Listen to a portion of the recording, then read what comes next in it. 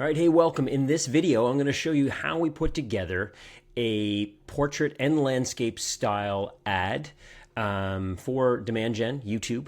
And we're going to do it with the tools I'm always talking about. We're going to use some Kling, we're going to use some HeyGen, we're going to use some ElevenLabs. We're going to put it all together. We're going to start here in ElevenLabs. Now, I've got a script I'm using here already written, so we're not going to go through the script writing part. And I'm going to go through this as quickly as I can. I may pause in some places because it may take me, let's see, right now it's 11:15. I'm going to write this down on my whiteboard.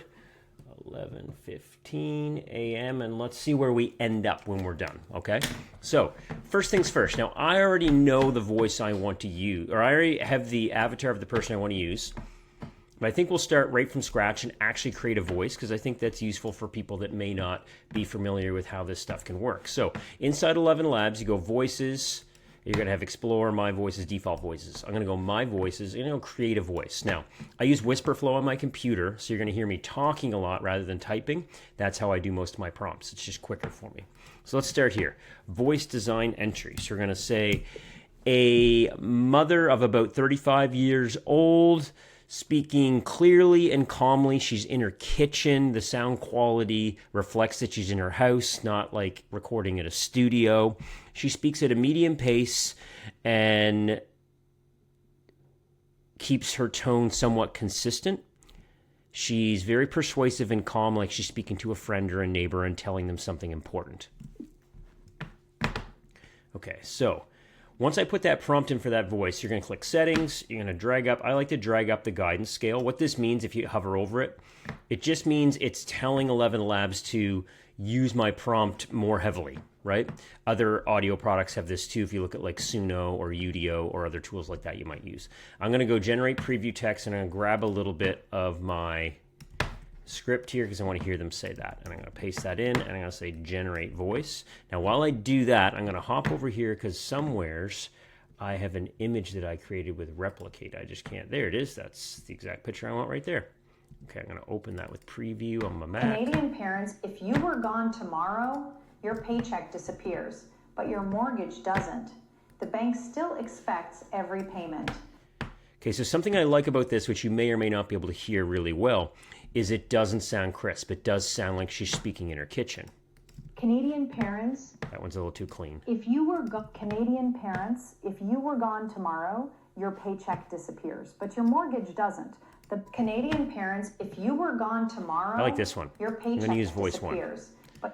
Now, the reason I bring up the picture, this is the avatar I'm going to create, and I often will look at the person I want to create the image of while I'm listening to the voice, and then, I don't know, there's some weird thing that connects my head to say, yeah, that person might sound like that. Okay, so we're going to select that voice. I'm going to call her Kitchen Woman for demo, and then language, I'm going to say she speaks English. And then I usually use American accent rather than saying Canadian. While this is for Canada, I don't want, everyone seems to think that we say A and really accentuate things, and that's what we're looking to do. All right, so we save that voice. Now, we're able to create that voice. Come over here, and you're going to go underneath here, text to speech. We're going to get rid of this, and we're going to grab our full script. We're going to paste it in here. And we're going to look for the kitchen. I forget the name of her voice. Kitchen Woman for demo. There we go. Now, generally for the model, use version 3. That's the most advanced one that seems to give the most dynamic version of the voice.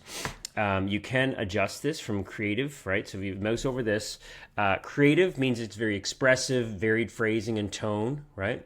Where if you go to robust, you're going to get a very precise, stable, and predictable. So you could pull it over to more natural versus creative, right? So conversational balance. So I'm going to pull it to natural. Language override, I never click this off, okay? Now I am going to click this in version 3 enhance here, and you'll see what this is going to do. It's going to add some tags here. Okay, it only added one here, but there's a bunch of different tags that you can use inside ElevenLabs. It's deeper than we're going to cover in this video, but you can do everything from like laughing to long pause to clearing throat to whispering to presenting. Like you can kind of go, I'll show you a presenter. You can actually do that here, right? Like she's actually presenting this, right? And then I'll bring down that thoughtful tag again here too. And I'm going to use this, right? Okay. Now we'll click generate.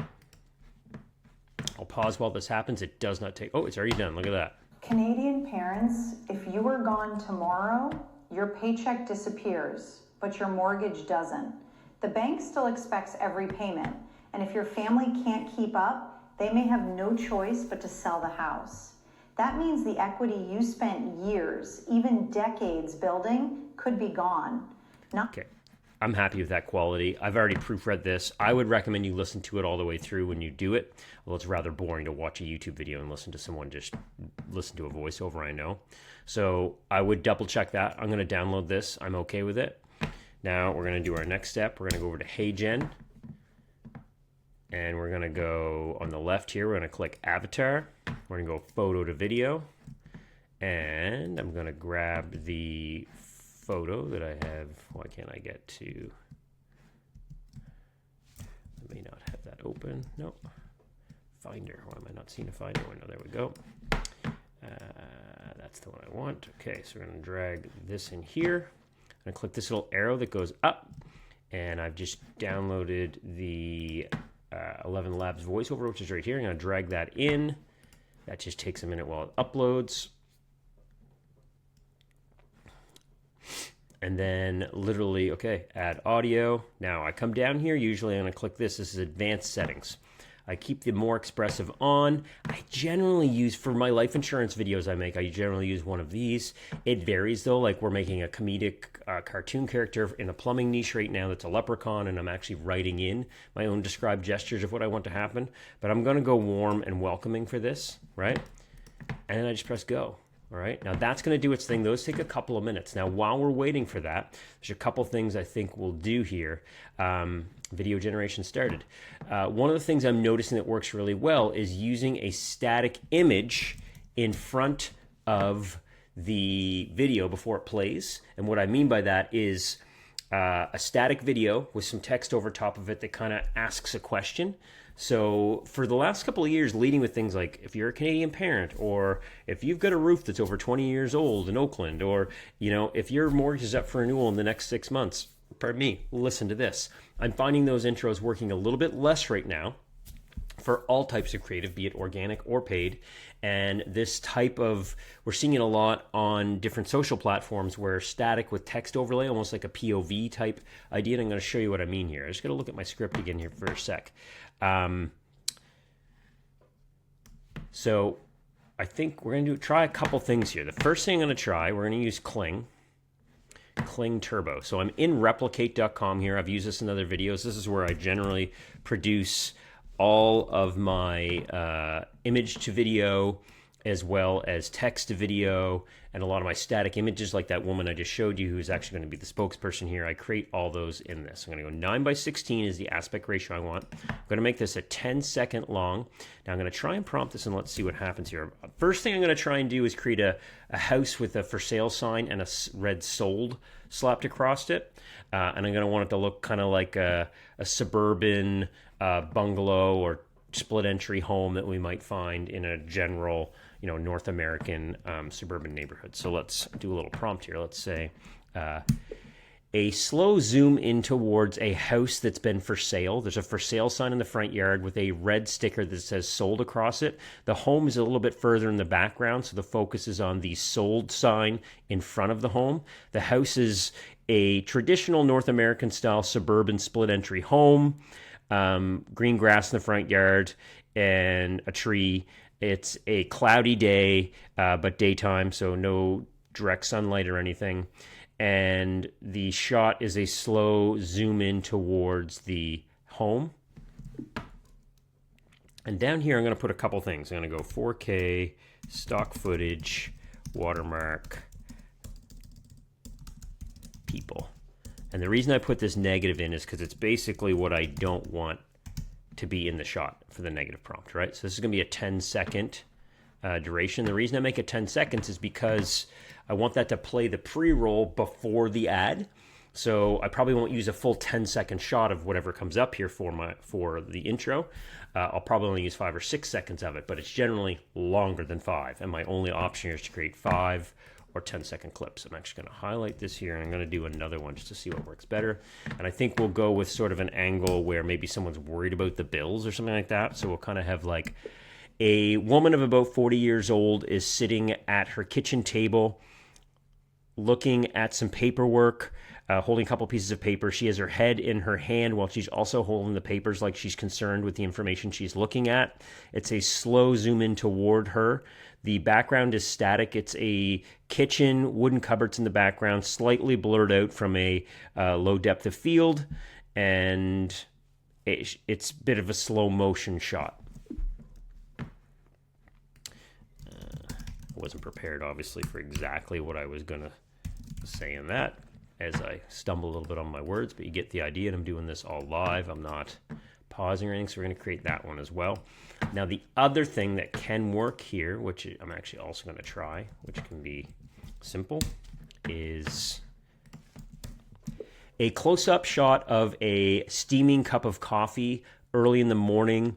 To the side of the shot, you can tell there's a window and the sunlight is shining in on it. So you can see slight dust particles and the steam coming off the coffee. The coffee's sitting on a wooden kitchen table in a average style North American kitchen. And the focus is on the coffee cup with a very slow push in towards it. Sometimes those types of things, like a coffee cup that's steaming or something like that, can be very... it's not too busy. One of the things with people, we love to look at other humans' faces. That's just built into us. So using faces is very important. However, sometimes for the purpose of what we're doing right here, it can also get in the way. So I'll show you what all of these look like. I doubt any of these are done yet. Oh, this one is done, the first one. What do we got? See if this made our home for sale look any good or not.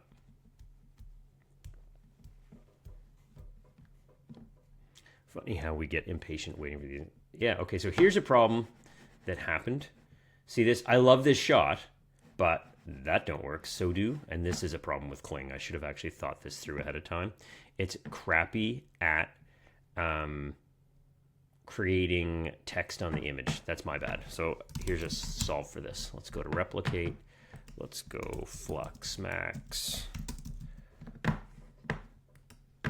Let's take our prompt that we used here and we'll put that here, but we're not going to say house that's been for sale. There's a sticker sold across it a bit further. Okay. Background. House split interior. It's a cloudy day. Daytime. There's notes on. Okay, so I'm going to get rid of that zoom because we don't need that zoom there. We're going to go this. So what I'm using here is I'm actually using Flux 2 Max, and I'm going to create an image to start with. If you create the image first, then generally speaking, Kling won't mess with the text. It'll just leave the text. But because I asked Kling to also do the visual plus the text, I wasn't thinking there. It's going to mess up on us. And it did, right? It messed up what the text looked like. Ideally, what we'll see here is a half-decent realistic shot that we can use as the starting image for that video. And it'll allow us to create something that looks a little more realistic. Let's see if any of our other shots have come up yet here. Okay, this one did. Yeah, this isn't bad, right? Slowly moving, although it looks a little too crisp for me. I think the coffee or the house shot is going to be the ticket. So we're still waiting on that. That'll work for what we're doing because we're going to overlay text on it. So I'm going to download this. I'm going to bring this now. I'll show you exactly what we'll do here. We're going to go enter start image. So I'm going to click this. I'm going to add that image I just created here. We're going to use the exact same prompt. Run. Now what it's going to do is start on this. So it's not going to suddenly change the whole shot. It will start with this visual and then do the exact same thing I asked to do, which is slow push in towards it. I think that could potentially work for us. Ah, shoot, that coffee's great, but you know what I did? Look at me trying to go too quick here. I said 16:9. I'm showing you all the mistakes not to make here as I'm doing this live. So all I'm doing is going aspect ratio change 9:16. So I'm spending like an extra $1 here today making this text, right? And this will come in. Now let's go check HeyGen and see how our video is doing over here. And it's done, I think. Canadian parents, if you were gone tomorrow, your paycheck disappears. Yep, here we go. Okay, download this. Now, I use a tool called Suno for background audio. Now, Suno is a music making tool. I actually use this myself as a songwriter, and I mess about with songs all the time in here. I use in the demo different instruments. Very cool tool. What we're going to use it for today here, though, is we're going to go up here. I'm going to go simple, and I'm going to put a song description here. I'm going to say, I'll explain the prompt after I say it. Soft melodic piano in a minor key that is somewhat melancholy, as if it was a background commercial song for a life insurance product. This is a little bit sad. Faint pads in the background to fill in the silence. No other instrumentation. So pads are like basically what you hear. It's done with synthesizers and things, but it's basically what you hear a lot in the background of like EDM type music and such, or like swells and things like this. A woo, steady background. So what I really want here is a steady background audio or slight bass sound, but not overpowering. I just don't want it to sound silent, so the piano is too sharp, because I said I wanted a melodic piano in a minor key. Minor key is going to make us sound a little bit more melancholy. And then giving it the reference that it's like a background for a life insurance commercial, we're going to go create. I just created 2 of these here yesterday. Here's an example, right? This is one I did yesterday.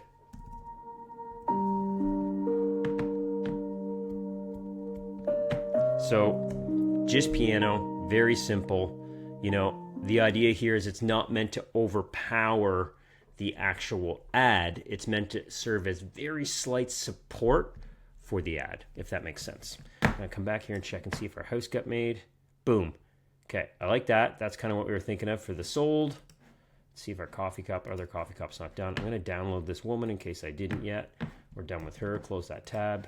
I've got, this is our, that's my main there. Okay, we're creating quiet ears. So you can see here, it's producing 2 piece of audio background. I'm just going to wait for, I think I downloaded that. Let's see. That's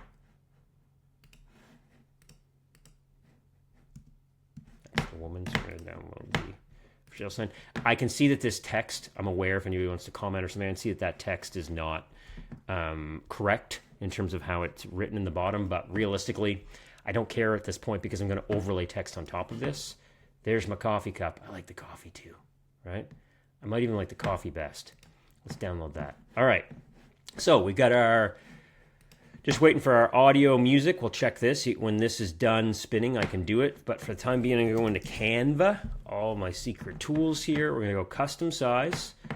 We're going to go, I've got them already set here. I want 1080 by 1920, which is my portrait variation. First thing I'm going to do here is I'm going to upload the shots that we just did in Replicate, all 3 of them. Drag those in here. And I'm going to go over to Elements. I'm going to get me a frame. Move my face because it's kind of in the way here. Where's my frame? Grids? No, frames. There we go. And I just want the full frame. Where is this at? There we go. Basic shape. I want a square. I drag this to the full size. All the way down. Okay, now, what I like to do is create these one at a time. I'll show you what I mean. Let's take the coffee cup, right? Okay, so our coffee cup's flowing here, right? I'm going to go text, and I'm going to pull my text. I'm going to just pull in regular, add a text box. And my whole concept here is if you're going to mortgage paycheck but your mortgage doesn't, the bank still expects payment. If your family can't keep you up, they may have no choice but to sell the house. So I'm going to say something like, I know this is a little bit morbid. Life insurance can be a little bit morbid because it is what it is, right? So for the example of this, what we're going to say is something like Canadian parents. Many don't realize this, but if you are gone, I'm trying to summarize this. You know what I'm going to do? I'm actually going to take this. I'm going to go to Claude for a sec. No, we'll do this for mine. I'm bouncing all over the place. Very ADHD this morning. I like to write my own copy. I hate when I'm using GPT or Claude or something to write my copy because it's more just me. I'm going to change this to Poppins because I like that text. Medium. Okay, here's I go effects. I go background like this. I don't leave it yellow because that's too intense. I change it to black. pull down my transparency a little bit here so you can see this. The spread I put up a little bit. The roundness, I like it square. I changed my text color to white so it pops on top of there. There we go, right? Canadian parents.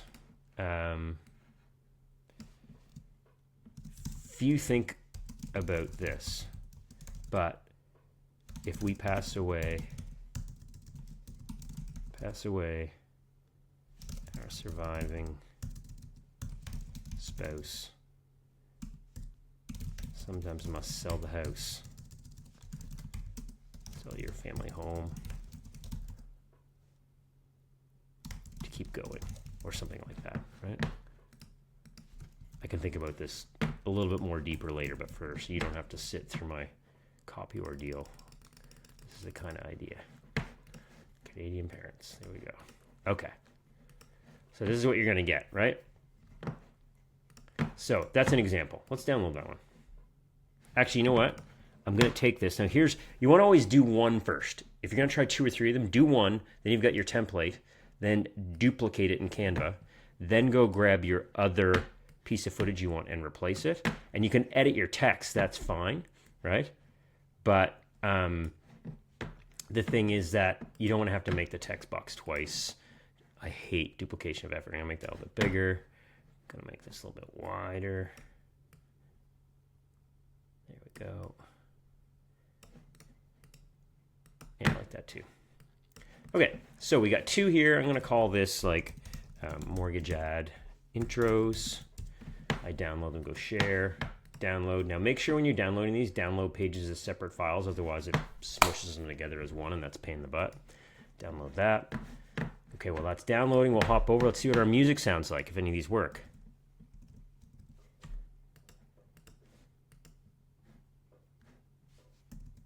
They don't want to play for me. What's up?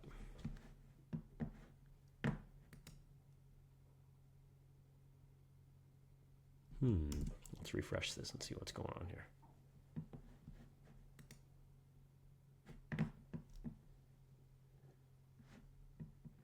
I don't know why we're not hearing that. There we go. Okay, I like that.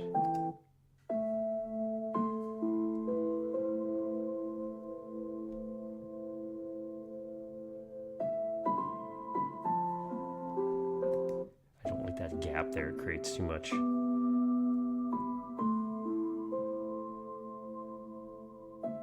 That works. Okay, so we're gonna go download MP3. Okay, nice thing with this, if you ever use stock audio from like Storyblocks or something, you'll notice sometimes your ads get hit for copyright infringement because of the audio. It doesn't happen when you do this because you're not actually using audio. That has been We're into CapCut. Now what we're going to do, I drag in our audio. I drag in, let's use the for sale sign. And we'll drag in our avatar here, right? All right, step 1, add this. Step 2, add that. Oh, we want those in the opposite order though, so we'll put it like that. Okay, step 3, I'm gonna move my face here a little bit. We're gonna add our audio underneath. Now here's what you need to do. We're going to see how long this feels, right? So let's go.